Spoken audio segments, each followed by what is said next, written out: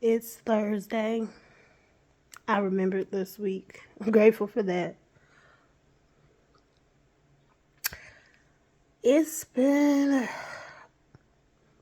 I'm tired of using or overusing adjectives like interesting or complicated or difficult. But it has been an interesting week. I'm back home. I am grateful for that. Thankful to be back in my own place. My sister is back, so I'm no longer house/dog sitting for her. Back on the bus. Grateful for the bus. I'm grateful that I'm I'm in a position to get a car soon, but I don't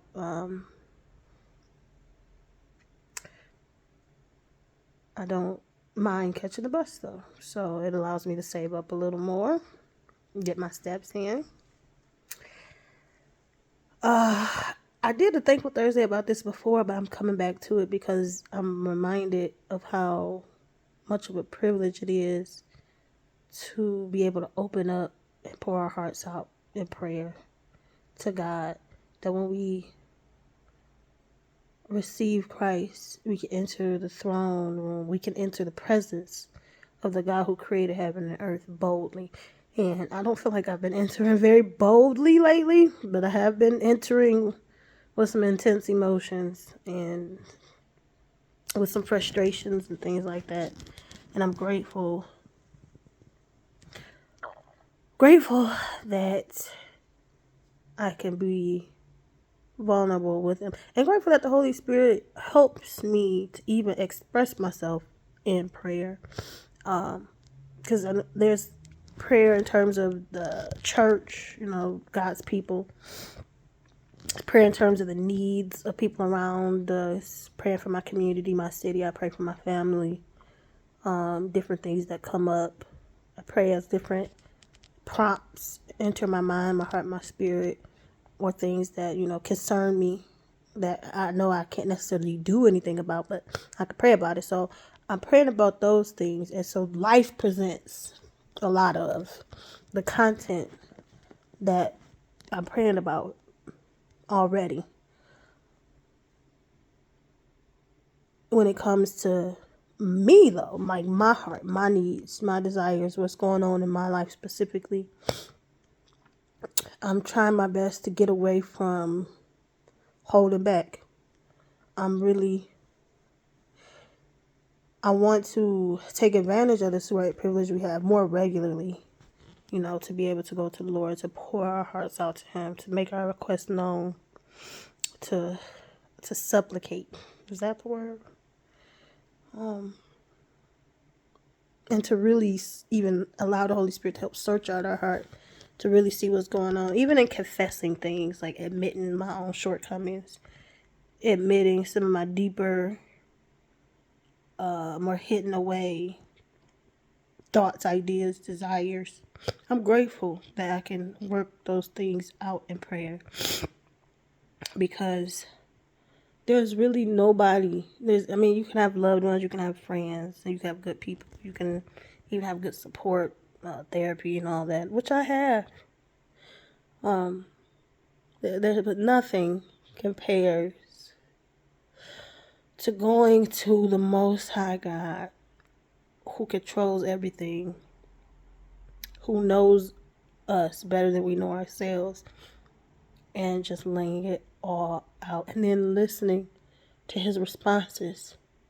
Sometimes scripture comes to mind. Sometimes there's just a notion, idea that is from heaven because it ministers to you. Like sometimes it could be different things after I really express myself that I hear the Lord saying. And it could come in different ways. Sometimes I'm reminded of a song. But one thing about it is, when nobody else understands, I know God understands. And when I'm praying, I know I'm not trying to convince Him of anything. I'm just working it out within myself and expressing it to Him.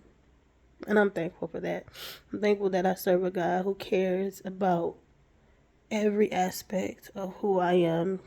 I'm thankful that He understands the walk amount, my human walk, because he came down to experience humanity. And I'm thankful that he gives me revelation of that, helps me to see how much he cares. And that even when I don't understand it, or even when it doesn't feel like he cares, even when I'm confused, I can go to him. And he just helps me sort it out and gives me peace, reassures me, reminds me of his promises. I'm thankful for that. Thankful. Just very thankful.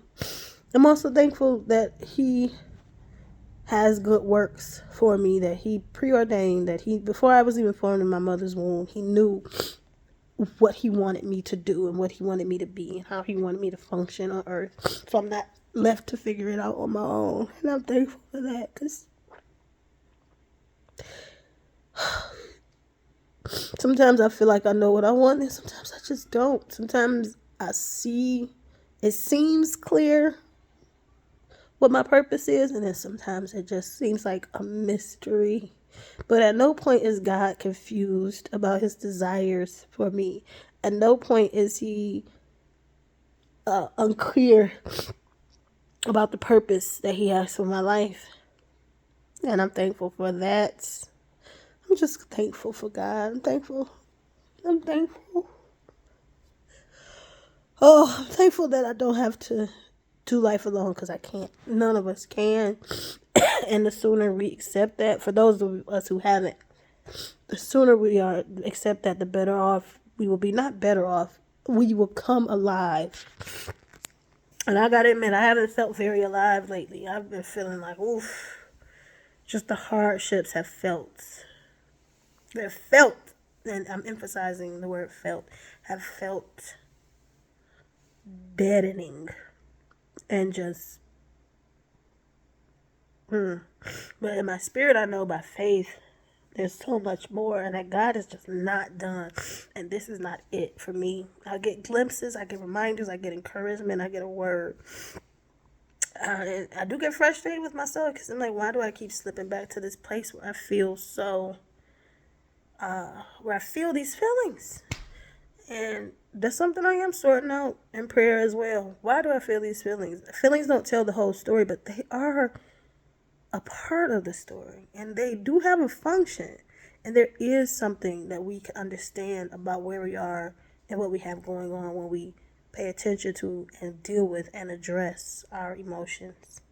Our emotions don't dictate how we live, but they are a sign of something that's going on. So I'm grateful that I can take all my emotions to God, and he makes sense of them. Not always in that moment, but he does answer. He does help me sort through them. And that's what I'm thankful for, that I can pour my heart out to the Lord, that he answers, that he cares, that he cares. He cares. So if you watch this whole thing, stay encouraged. If you do not know the Lord, I invite you to receive salvation, because, we hear the word salvation or saved and we think of Christianity and religion. But I want to submit to you for your consideration that this is a matter of being alive or being dead. Without a revelation of breath and what it is, then even the breaths you're taking are just dying breaths, breathing in the direction of death. When you receive life through Christ, it awakens who you really were, because you're an eternal being, and God knew you before you were even born, and you have an existence beyond this life, especially beyond our understanding of this life. And the God who created it all and created you is inviting you to come alive in him through Christ Jesus, to receive Jesus as Savior based on what he did on the cross and him resurrecting. It's not about walking into a religion. It's about coming alive, and it can be challenging to understand that. But my prayer is that if you don't know him, that he would help you, that you will open your eyes and see that his loving kindness that his mercy, his grace is an invitation into life. Because without him, we are doomed. We're doomed. Without the cross, there is only hopelessness. And all the good things we manage in our days are just a glimpse of what could be in the eternal. But they're not a guarantee, or nor are they a pathway. These good things we manage to do, they're not a guarantee or a pathway into the glory that all humans aspire to, whether we know it or not. And that's why, for the most part, all humans pursue good in their lives. They want something good, whether it feels good, tastes good, seems good, is good to them, is good for others. Everybody's chasing their own idea of what they believe is good for them, because we're chasing after the glimpses of the glory. But Jesus is the fulfillment of that glory and the only way to it. And without him, there is only death. Our own works, our own attempts, our own path is just not going to cut it. So if you don't know the Lord, if you don't know him, I pray that you will receive him. And in doing so, you will come alive and walk a journey of living, breathing breath unto life.